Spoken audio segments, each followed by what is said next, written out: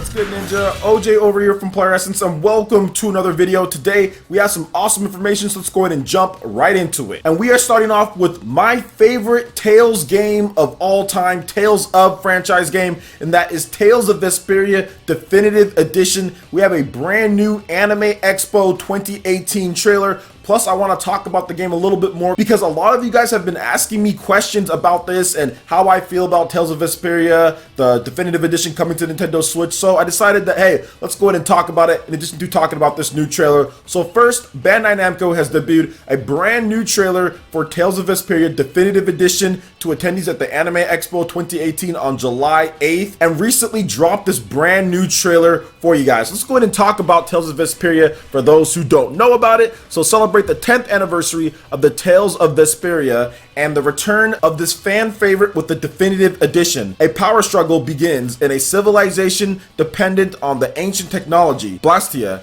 and the empire that controls it. The fates of two friends traveling separate paths intertwine in an epic adventure that threatens the existence of all. Celebrating its 10th anniversary, Tales of Vesperia is one of the most beloved entries in the Tales of series and returns with beautifully remastered full HD graphics, never before seen characters, expanded story, and much more. And here are the key features of the game. A beloved tale returns, the tale of a young hero on a quest for justice that captivated Tales fans returns to Xbox and makes its way for the first time to PlayStation 4, Nintendo Switch, and Steam.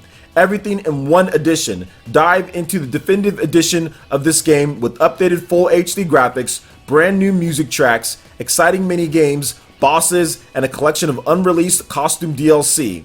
The party grows stronger. Yuri sets sail on his adventure with Estelle, a young noble woman, Carol, a boy in pursuit of a guild to call his own, an eccentric scholar, Raven, a laid-back archer, Judith, a mysterious dragoon, and Repete, a pipe-smoking dog. And now, two more playable characters join the fray. A cheerful and tough young pirate girl in search of treasure, adventure, and her forgotten memories, that's Patty, and then Flynn Scipio, Yuri's best friend and Imperial Knight, now joins the rest of their journey. You can also fight with flair, assemble your favorite team, and enjoy exciting real-time battles with all new mystic arts and skills. Tales of Vesperia Definitive Edition is due out for the PlayStation 4, Xbox One, Nintendo Switch, and PC this winter. And you guys are checking out this trailer at this point just because Bandai Namco is kind of crazy with copyright, so I can't play it full screen for you guys, but you guys have checked out some of the footage here. And once again, I'll say this, Tales of Vesperia is my favorite Tales of franchise game of all time,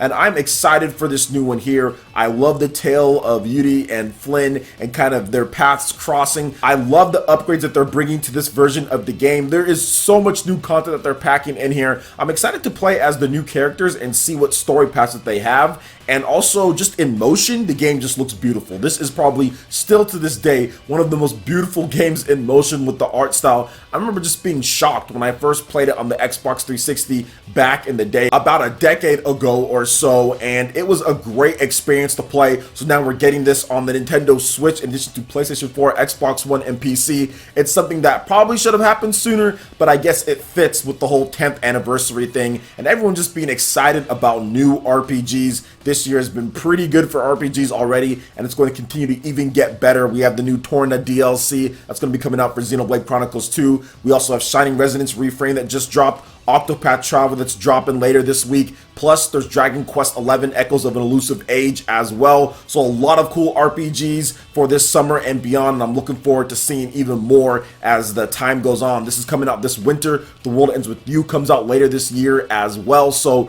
a lot of cool stuff, man, to get into. A lot of cool RPGs, and of course, Tales of Vesperia being my favorite Tales of franchise game. Are you guys looking forward to Tales of Vesperia Definitive Edition? Let me know your thoughts in the comment section below. All right, and moving into the next topic here, the Media Create sales charts for July 2nd, 2018 through July 8th, 2018 are here, and it's kind of the same old with this, guys. The Nintendo Switch continues to dominate when it comes to hardware, selling the most systems, and Mario Tennis Aces surprisingly continues to stay at the top when it comes to Nintendo Switch titles and games overall in Japan. But let's go ahead and get into a little bit more of a detailed report on what went down in Japan for the past week. So Zenki Zero Last Beginning sold 15,541 retail copies on the PS4 and an additional 9,111 copies on the PS Vita during its opening week in Japan for a total of 24,652 copies. The latest Media Create sales figures have revealed, and I didn't even know what this game was. Now on the hardware side, the Nintendo Switch once again topped hardware with 44,237 units sold, while the PlayStation 4 family sold 17,834 units, and the Nintendo 3DS family sold 7,232 units. Now going down the list in terms of sales, it was good to see because, like I said, a lot of Nintendo Switch games, a few PS4 titles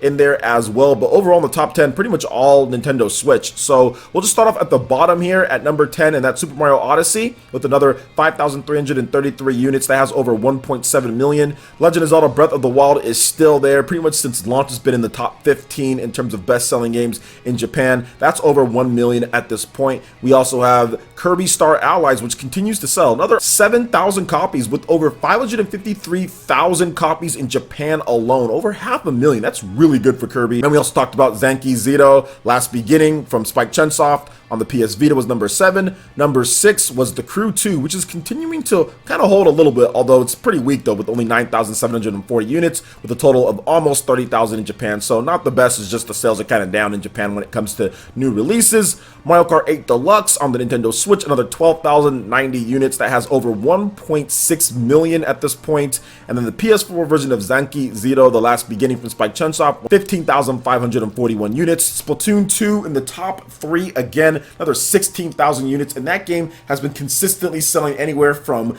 12 to 13,000 to 20 something thousand pretty much every single week since launch, which is just absolutely insane in Japan. The Minecraft Nintendo Switch Edition number 2, that has over 100,000 units already, and it just dropped I think a week or so ago. Yeah, launched on June 21st in Japan, the physical edition, and it has already over 100,000, so pretty good for Minecraft. And of course Mario Tennis Aces, another 32,697 units sold for a grand total of 205,614. So pretty good all around there. And also I wanted to note that Nintendo Labo still hanging in there, number 17 with another 2,995 units with almost 200,000 units with the Labo Toy-Con 1. So that's going to pass 200,000 units in Japan by next week. Also Ys 8 Lacrimosa Dana just hung in there at number 20, and that has around 8,620 units with another 2,000 units plus sold this week. And we already went over hardware. So overall, kind of a slow week when it comes to things. It's surprised to see Mario Tennis Aces still hold that with over 30,000 units. I thought it might dip below that. You never know what happens with these sales charts and all of that, but just to see the hold of all of the games that came out last year on the Nintendo Switch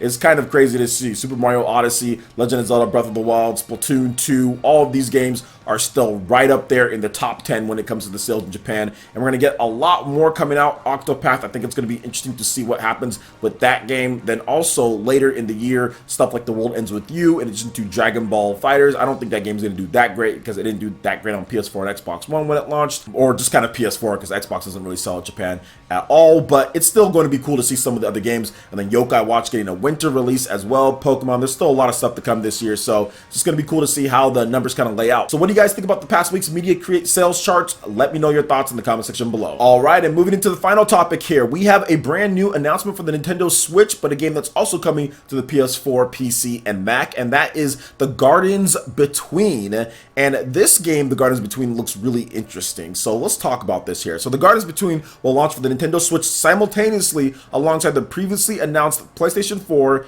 PC, and Mac versions of the game in Q3 2018. Developer The Voxel Agents has announced the Nintendo Switch version of The Gardens Between will be playable at Gamescom 2018 from August 21st to the 25th and PAX West 2018 from August 31st to September 3rd. Now here's an overview of the game via the Voxel Angels, and hopefully I'm saying that name right. I'm sorry if I'm not. So I think it's Arena, a headstrong girl and friend, and I'm probably saying that wrong too. A boy wise beyond his years fall into a series of vibrant, dreamlike island gardens peppered with everyday objects and hold a special significance to the duo. Together, they embark on an emotional journey that examines the significance of their friendship, what must be let go, and what should never be left behind. Designed as homage to the enduring power of friendship, The Gardens Between places you in control of not the characters themselves, but the force which will change and shape their relationship. time. In the mysterious realm they find themselves transported to, cause and effect are malleable and the time flows in all directions. Solve puzzles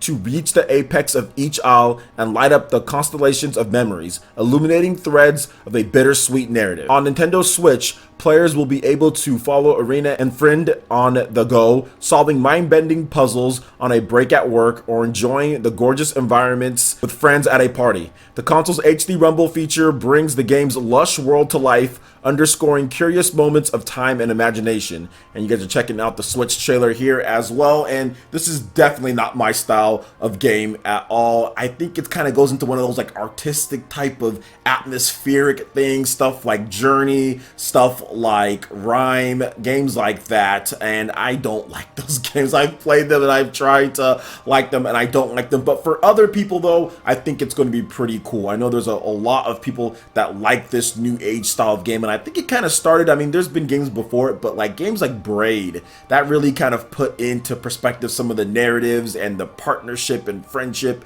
and not necessarily all about combat. I mean, it's kind of about other things as well. So not necessarily for me, but still a cool game coming over to Nintendo Switch, and now we have a confirmation of the game and of course a day and date release, which is what you want to see, especially from an independent developer. You definitely want to see day and date releases when it comes to games like this, but I think there's going to be a lot of people who do want to play this game at a lunch break at work, or who do want to experience it, because I actually saw Go Nintendo talking quite a bit about this game on Twitter, and people being kind of excited for it because it's just a different style of game, has a really cool art style to it. So I'm all down for people enjoying what they think is going to be cool, and hopefully it's a really solid game on the Nintendo Switch, PS4, Mac, and PC when it comes out Q3 this year. So what do you guys think about all the different topics here from Tales of Vesperia Definitive Edition in terms of the brand new trailer, also the Media Create sales charts, and of course this brand new game that we discussed as well? Let me know your thoughts in the comment section below. All right, Ninja, that wraps it up for this video here. Go ahead and check out the links in the description below. We got Facebook and Twitter. Go ahead and give us a like and a follow on our social media.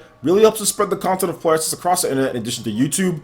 Also, make sure you check out our Patreon, Twitch, and YouTube live gaming pages and consider supporting Player Essence. When you do so, it gets you access to all sorts of cool benefits, perks, rewards, and emotes via YouTube sponsorship. So check out the link in the description below and consider supporting Player Essence right here on YouTube. Hit that like button if you did like this video. Lets me know you guys want more content like this going forward in the future. And subscribe to Player Essence for the latest RPG, Japanese, and Nintendo gaming news. Thank you so much for watching, and we'll catch you Ninja for the next video. Peace.